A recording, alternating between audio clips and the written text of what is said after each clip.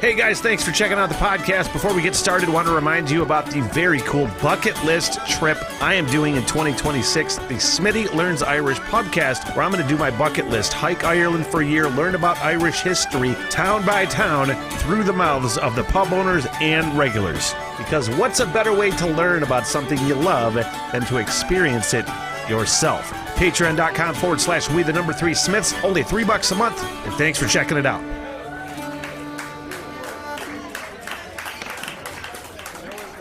And a happy, what the hell, everything for post-Christmas 2021. Oh my God, it's almost 2022, and I'm looking at this thing on my face right now, and then this is starting to get long. Now here's the problem. Problem is probably that I'm going to grow because I just want to see what happens, because I am losing weight slowly. You know, my workout regimen is going pretty well. So, I'm losing weight slowly. In my science experiment that I want to do, I want to go all winter. Maybe. I haven't really decided, because goddamn it, it's going to be a gross mess probably. But I just want to see how it goes if I let the hair and the beard, because the beard is already getting gnarly. Just let it go the whole... I'm going to groom it. You know, like, I want to keep it groomed for the most part. I'm going to be a fucking wild man necessarily. But let the hair and the beard go for the whole winter. And then I'll go visit my trusty barber, Allie, at Jude's Barbershop in Traverse City.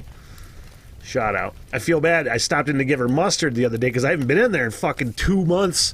Something like that. And, but I'll finally, in spring... When spring dawns, I'll fucking stop in at Jude's Barbershop and get it all cut, because I just want to get kind of a before and after. I was a fat fuck, and then hope, you know, maybe get somewhat slimmer right around, I don't know, when is spring? When is the beginning of spring? Is it March 22nd? Something like that? Anyway, I probably wouldn't even look that much thinner, but I just kind of want to see a science experiment. I'm really dedicating myself to this. At least the workout regimen that I have chosen, which is # weed day workouts, it's fucking working, man. I'm getting into clothes that I wasn't in before a year or two ago, you know? So it's fucking working, and I had the time of my life doing it. Anyway, I'm gonna fucking shave it all off. See what happens. But it's just gonna be brutal, because, you know, makes you way hotter, for one, and I don't mean like fucking smoking hot Smitty. That is not what I mean at all. As in, I will sweat my fucking ass off, especially, I mean, I am going for super sweaty on these weed day workouts on the elliptical, but, man, sleeping, I had the weighted blanket on, and I still, if I have the weighted blanket on, because it does add quite a bit of heat to the bedtime sleep, I try to keep the window cracked. So there's still a little bit of chill in the air when I have that weighted blanket on. Otherwise, I'm a fucking sweaty mess. Last night I had to get up and throw it off, and it's heavy, so you're like, you feel like a bitch. You're like, just throw it away. It's so hot, I can't have it on anymore. Another sleeping development that I was talking about with Brother Levi on the Christmas Eve podcast. Another sleeping development for me is that I don't want to say I've abandoned it, because I might always do it again, but it's like, historically, the last fucking 10, 15, 20 years, I have needed some sort of white noise, a fan, like a lot of people, you know. You need a fan, you need it cool in the room, you know. If I wake up all fucking sweaty, ugh. And I'm wondering, like, with the new schedule for me, which is nights instead of days, essentially. I'm going to bed at noon, 1 o'clock, how about midnight, 1 o'clock in the morning? My schedule is way different, and I wonder how much that has to do with affecting my sleep and the fact that I am sleeping great now, because when you have to wake up at 3:30, anywhere between, usually any time before 6. If you have to wake up at that time for any length of time in your history, then you're always waking up early for the rest of your life, almost no matter what you do. Now, I've kind of been able to get to where I can sleep till 8, 9 o'clock. Today was almost a struggle to get up at 7:30. I was like, oh no, I could sleep forever. But it didn't used to be like that. So I wonder what that has to do with, like, with sweating in bed. What am I talking about? What are you talking about, Smitty? I had a good week. I had a good Christmas. I had a really good day, Christmas Day. It was really all I wanted to do. I was looking forward to reading this book that a friend gave me, the Dave Grohl Storyteller book. And I said, God, I'm doing all this shit right now. I'm doing like the Substitute Santa. I don't really have time. I have to set aside time for myself to read. And I don't know if it's weird for anybody else, but I can't have any background, anything on if I'm reading a book. I'm too fucking squirrel, So I need to have, and I like to have some sort of music on, but it's got to be like classical down really low, so it's just something nice and soothing. But because if it's anything more than that, I'm gonna get too involved in the music, start thinking about it. That's just how my brain works, and I won't be able to concentrate on the book. Even though I thought, oh, maybe I'm reading a fucking Dave Grohl book. Should I have the Foo Fighters on as a soundtrack to that? And I'm like, no, I'll just get too into the fucking music. And but it was a really good book. That being said, my Christmas Day, all I wanted to do was just read my book. And that's what I did. I went on a run. I got up Christmas Day like I normally do. Had a nice morning. Drank my coffee like I normally do, and then had a late hour-and-a-half hike run. That was about the speed of it. Got nice and fucking sweaty. And then, read my Dave Grohl book the whole day. Finished it in one day. And man, this might sound like a stalker. I could just relate to Dave Grohl, We just have the same, we think the same things about things. He's, very, at least to me, I can relate to the book because it was very similar paths in life, in a way. High school dropout where you just like, fuck, I can't deal with this anymore. I got things I want to do. I got things I need to do. And, picked on in school, bullies beat the shit out of you, ridicule you about things, there's that. And the decision to leave something behind to start something else, to start a fucking dream or that kind of vibe, and I related a lot to that. And it was pretty fucking cool because the part in his book where, at the end, spoiler alert, he's talking about this moment that changed him. Or it was a moment where it all culminated to like huge emotions, and he just started sobbing on stage. It was his mom's birthday, and she was a huge part in his life. And all the things that happened in his life to get him to this point. It was the Foo Fighters' 20th anniversary show. That tour at Wrigley Field in Chicago, and that was at the very end of the book, and sort of the culmination of everything was that show on stage, and I was at that fucking show. That hit a little hard. That was probably my top show. Probably my top show of all time was the Foo Fighters show at Wrigley Field. Yeah, so that was a fun read, a good read, and highly recommended, even though I just told you the fucking end. Hey, Fat Guy News. Fat Guy News is brought to you by, I'm just kidding. I do like the idea of doing Fat Guy News. I did that on the radio show. And the thing about changing everything from like a radio show to a podcast is like, I had some good bits on the radio, things that I could maybe put my a new spin on some way, somehow, but most of it's fucking lame radio bullshit. It's like, what can I use? It could be fun. And I'm like, well, Fat Guy News is fun. Because I like to talk about being fat. And the different, like, the people that love food, all right? Without saying foodie and sounded stupid fucking pretentious. All right, people that love, that's why what I mean when I say fat guys. And fat guys are better at it than most fucking people. So Fat Guy News, Brother Levi, made this, here's the pictures, porchetta. Now, he walked in on this picture right here into the studio, and he goes, now that's a porchetta. Like, no shit. What is that, huh? That is a pork tenderloin wrapped in pork belly. Essentially, pork tenderloin wrapped with fucking bacon and smoked for like 5 hours. I think he did some sort of finishing touches on it.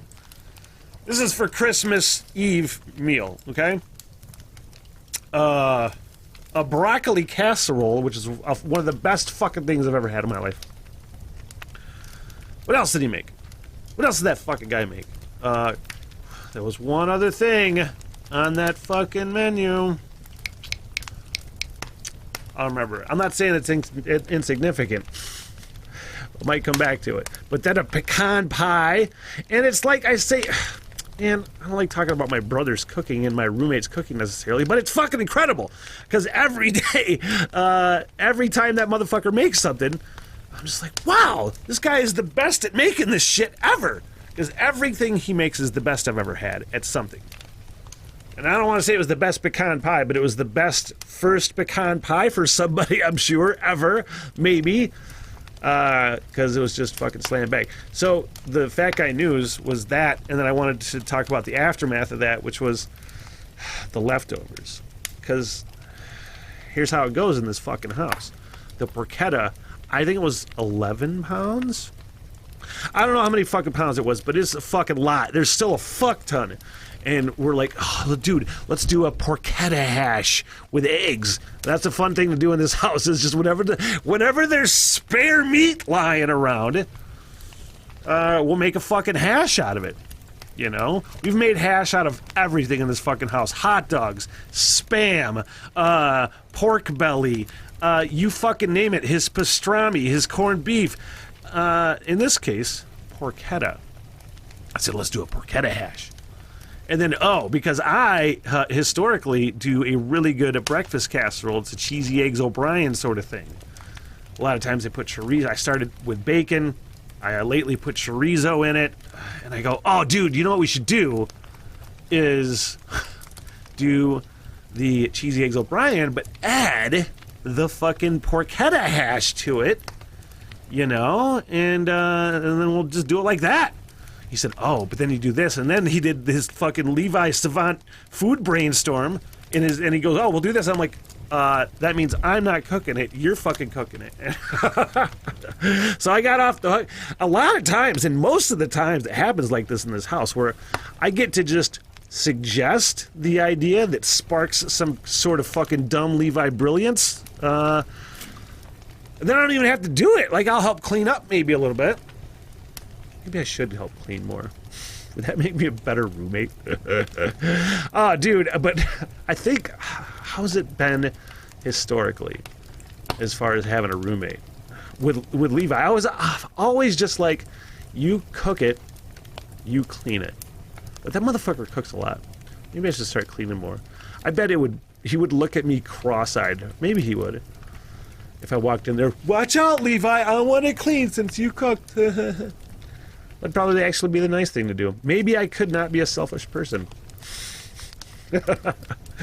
And help with the chores. Hey, Fat Guy News brought to you by Fat Chicks Barbecue in Atlanta, Michigan, the bustling metropolis. Quick shout out to Fat Chicks.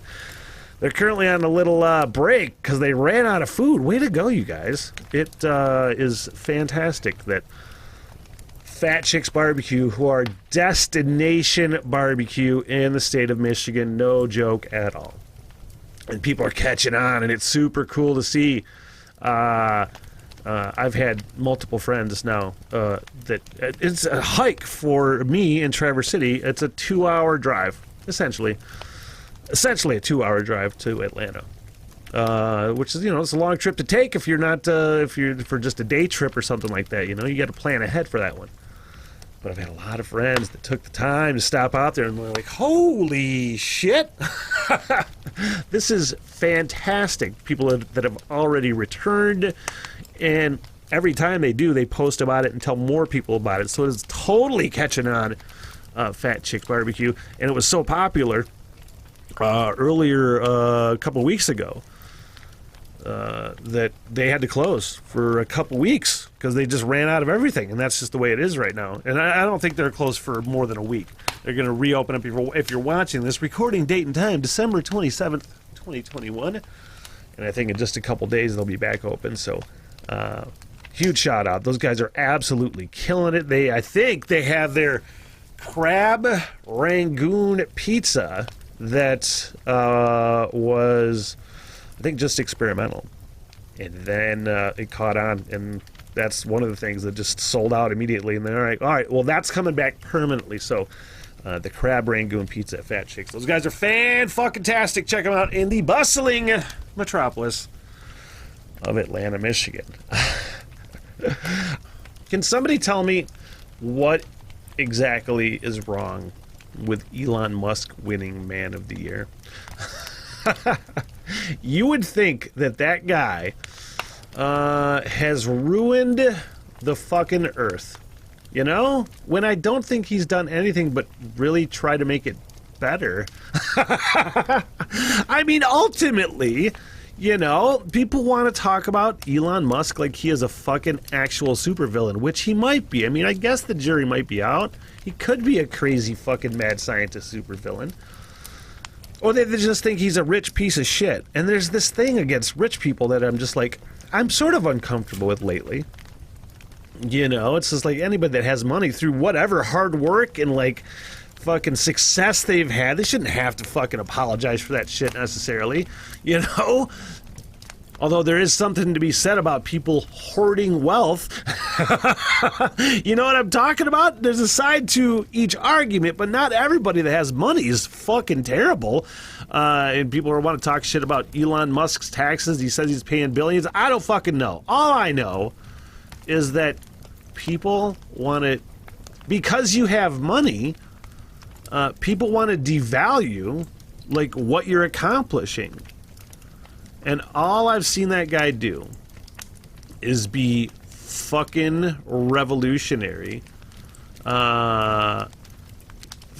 his whole life. The guy's a fucking genius, creating insane electric car technology, going to fucking space as a private company is crazy. Like, he is really, at least for me, I'm a big fan of fucking space travel, man. I grew up with sci-fi. Some people are going, why do we spend the money? Look, well, we're not spending the money. That is their money, by the way. I love the idea of interplanetary travel and like setting up bases and like chartering trips to the fucking moon, because if I can, I'm on the record as saying if I can go to the fucking moon, then I'm going to the fucking moon. You know, that is an ultimate lifetime goal, is to go to fucking space. And the very idea, like, yeah, it's fucking expensive, but so was a VCR once. You know what I mean? Like, VCRs were once like $700 fucking dollars. You know, like, yeah, I know the trip to the moon or space is like what, $1 bazillion right now, but yeah, it's like a VCR. It'll come down. It's like, what are you people fucking bitching about? Like, should they pay more taxes like rich people? Yeah, probably. Is Jeff Bezos a fucking piece of shit at Amazon because he doesn't pay his people enough? Yeah, maybe. I haven't heard that Elon Musk is an asshole to work for necessarily. I don't know if there's any, like, OSHA violations. I don't fucking know.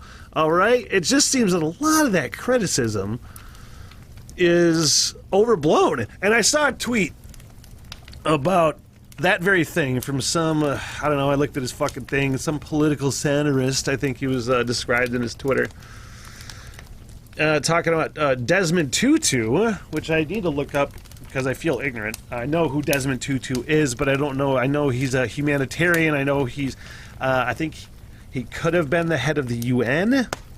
I feel like that might not be right, but let's look up Desmond Tutu right now. Because what I'm about to say is not at all South African priest. Okay, so excuse me. I knew he was some sort of humanitarian, widely regarded in the African community somewhere. So I knew that. I didn't know exactly who he was. But the tweet from this political satirist was something like, Elon Musk won Man of the Year and Desmond Tutu was alive. Oh, wait, Desmond Tutu was alive and Elon Musk won Man of the Year? First of all, Desmond Tutu, I know, is really old. 80s or 90s, because I've heard about him my whole life. So 80s or 90s, that guy has been alive. I don't think they knew he was going to die. Are they supposed to make him Man of the Year every fucking year because Desmond Tutu was alive? Elon Musk is not deserving of Time Man of the Year? Shut the fuck up. Everybody is using all of these political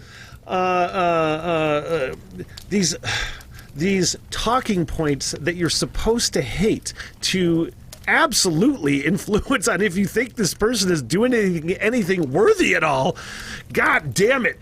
Everybody fucking sucks. Like, this is the real fucking problem I have, and the real, like, inner struggle I have with, like, following any sort of current events.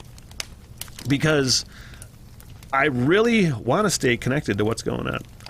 I really want to lend my voice and say the right things and do I want to be that kind of a person. But there's so much stupid shit, and there's so many fucking idiots that I'm just like, there's a fine line between wanting to fucking follow current events and then just wanting to walk away and just completely detach and completely withdraw from all of it and not pay attention. Well, then I'm like, well, I want everything to talk about in this fucking podcast. That being said, there's nothing against Desmond Tutu as a person because Elon Musk won the fucking Man of the Year. Fucking people, man. Let's everybody shut the fuck up. That goes for me, too. And that goes for you, too, to quote George Bailey. What are you yelling about? I'm going to yell about kids on vaccine commercials. What the fuck, man? And it's like, look, I hate to say I'm pro-vaccine, you know? But I'm just like, well, I guess that's what you do when there's a fucking pandemic and you have at least the best way possible to hopefully prevent it or at least lessen the effects. It's just like, I don't know shit, you know? All I know is that when you talk about sacrifice and people that have sacrificed before to get us where we are, and then you're like, shows a real lack of, like, any sort of vision or cooperation. I don't really want to get off on this tangent, but it doesn't really seem you know what the fuck you're talking about at all. But neither do I. That's how that works, you know? We can just say whatever the fuck we want. It's pretty fantastic. But you know what? Who knows less than us? You know who knows less than us? Kids.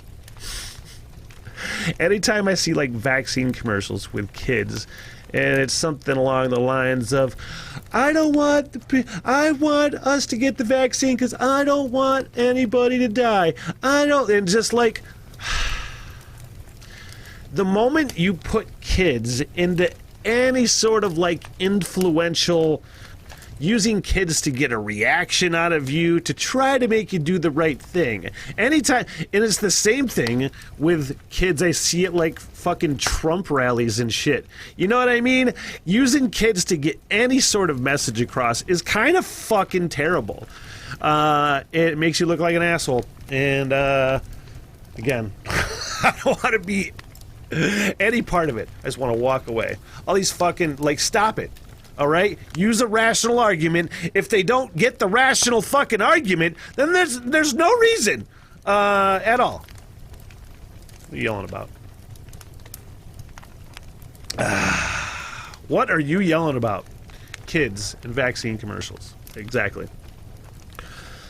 Speaking of kids, It used to hurt my feelings that my nieces and nephews were terrified of me. And I had never had children scared of me before.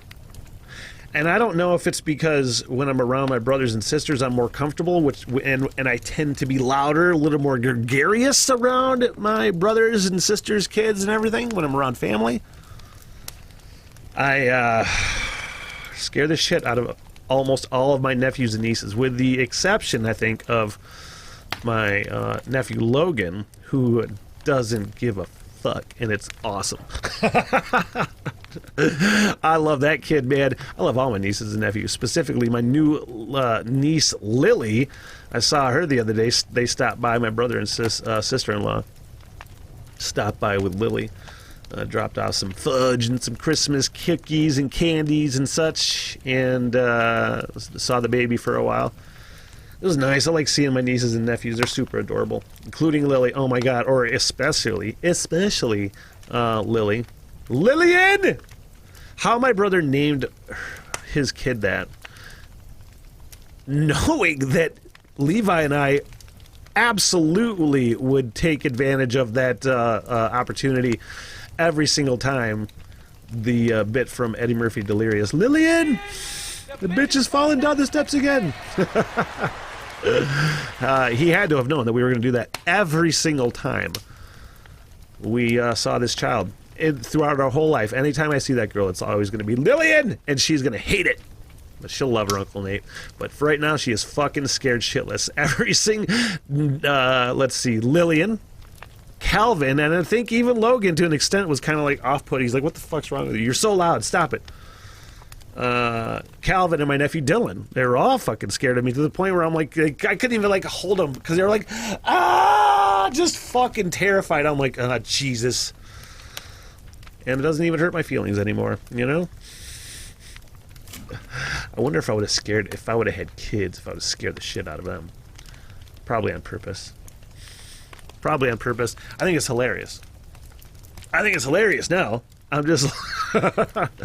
just the fact that it gets some fantastic photos. Just like... It's awesome. I have a group thread going with good friends Tim and Ryan. My friend Tim sent us a photo of his new hat.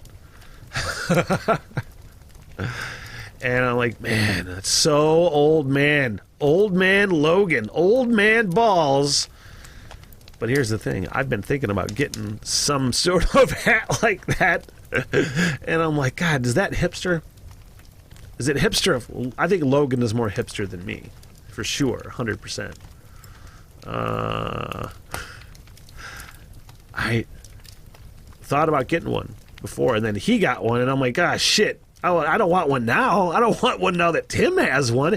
But as soon as that fucking, the next day, after he sent that picture of him with that goddamn old man hat, sure as shit, pops right up on Facebook. Hey, you must like these hats for some reason. Why the fuck are we even on Facebook? Seriously, all of us is just having our identity stolen all the time, and they just suck.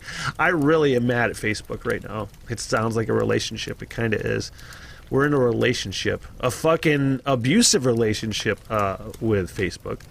And by no way, shape, or form am I making light of abusive relationships. I'm just trying to make an analogy. It could be poor, it could be apt. Who knows? Man, that fucking... I'm so mad about... I'm not mad about it, really. I'm making myself mad about it right now by talking about it. I haven't really thought about it that much, but the Substitute Santa, the audio production, the audio play that I did, that I'm really proud of. I think it turned out really well. Like, pretty well written, pretty funny. I think layered. The editing, the production was well layered. It sounded really good.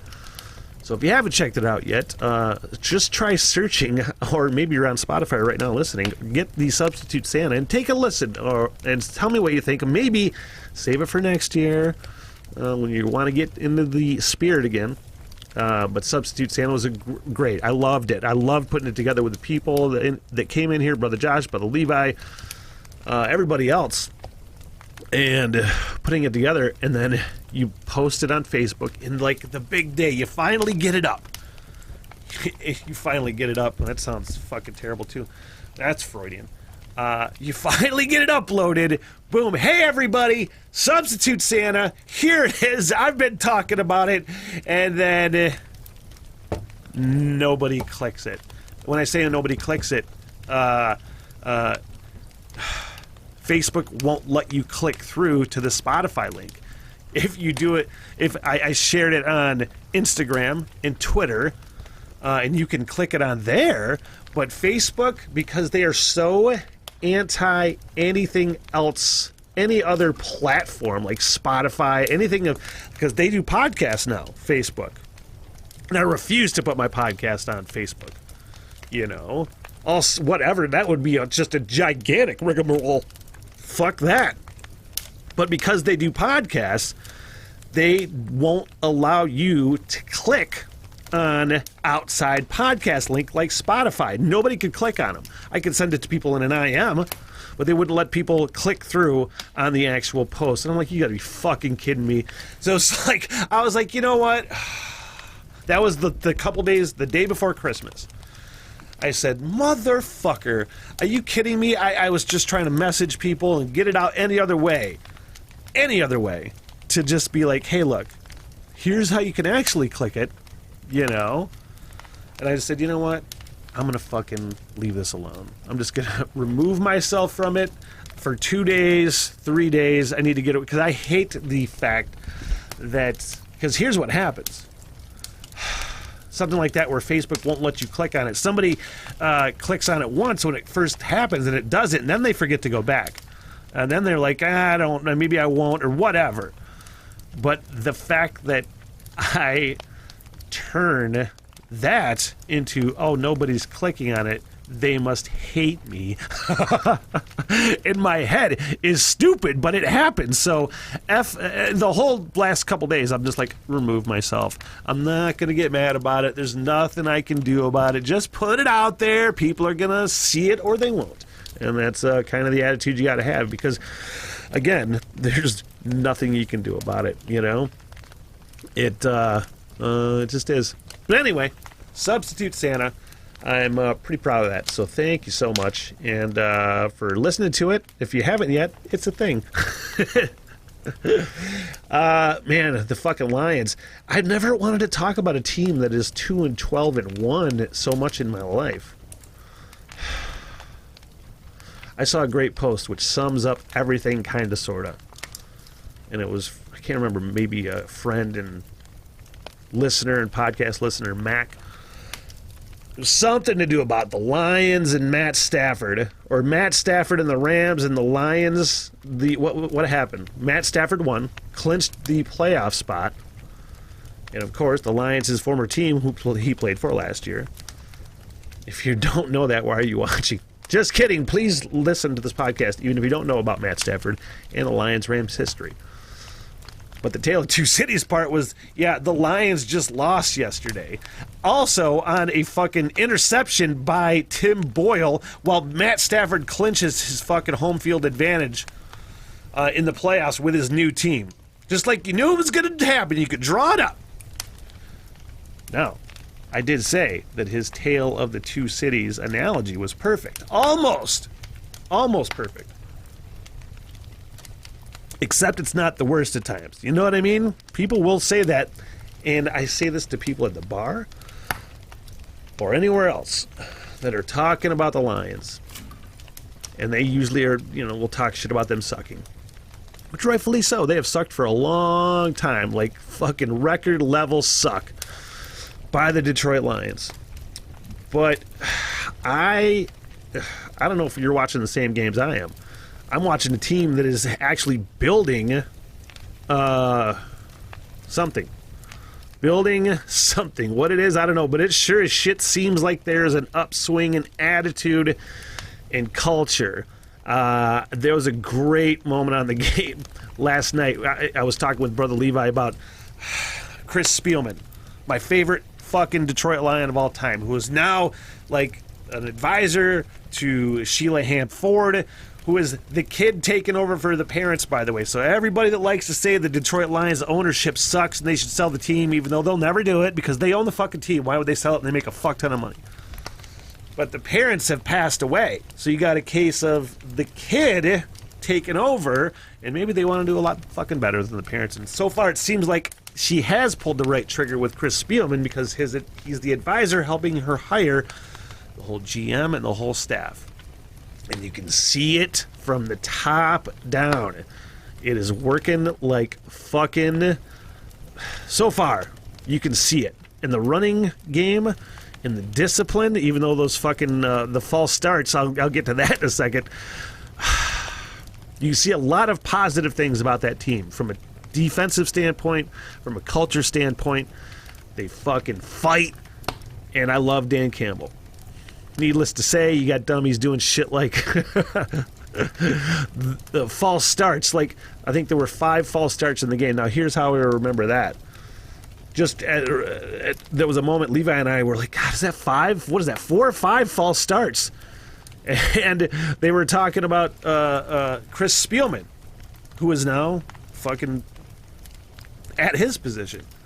And they shot up to a camera to Chris Spielman in the booth as he was talking to somebody else going, yeah, 5 false starts. Yeah, 5 false starts. That was a pretty funny fucking moment. But, overall, that team is on such an upswing. And I can't be happier that who is in there right now is in there right now because, honestly, Levi said it best yesterday while we were watching the game. At the very least, they are building up a solid core of depth right now with the solid running game. Amon Ra St. Brown. God, I'm probably fucking that name up. Going to be a great fucking slot receiver. We need at least 1 or 2 other ones that are better. But they're going to get better from a talent standpoint, do well on the draft, and hopefully gets all in the right place and fucking upswings! And Detroit Lions football. Guys, that is going to be it for the podcast. Again, let's see, YouTube, Spotify, all for free. Patreon.com/we3Smiths. Way more content coming very, very soon to the Patreon page. I mean that when I say that. All sorts of stuff I'm going to be kicking out soon that I can't wait for. Thanks, guys. What the hell, everything. So long, sucker. Good night, everybody. I am so sorry for everything that has happened. Bye-bye. Yeah, all right. I'll see you guys there. By the bar and get your face, huh? Get me paid, bitch. Sit, boo-boo, sit. Good dog. I love y'all very much. Peace out. Good night, ladies.